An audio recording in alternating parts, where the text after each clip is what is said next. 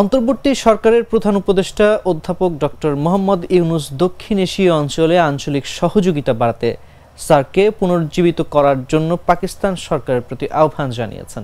ঢাকায় নিযুক্ত পাকিস্তানের হাইকমিশনার সৈয়দ আহমদ মারুফ মঙ্গলবার রাষ্ট্রীয় অতিথি ভবন যমুনায় প্রধান উপদেষ্টা অধ্যাপক মোহাম্মদ ইউনূসের সঙ্গে সৌজন্য সাক্ষাৎ করেন। এ সময় প্রধান উপদেষ্টা পাকিস্তান সরকারের প্রতি এই আহ্বান জানান।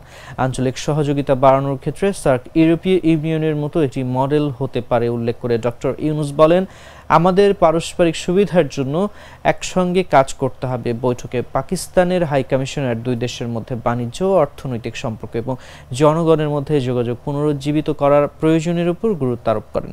তিনি দ্বিপক্ষীয় সম্পর্ক শক্তিশালী করার পাশাপাশি বহুপক্ষীয় প্ল্যাটফর্মে সহযোগিতা বাড়ানোর গুরুত্ব তুলে ধরেন এবং একসঙ্গে কাজ করার আগ্রহ প্রকাশ করেন।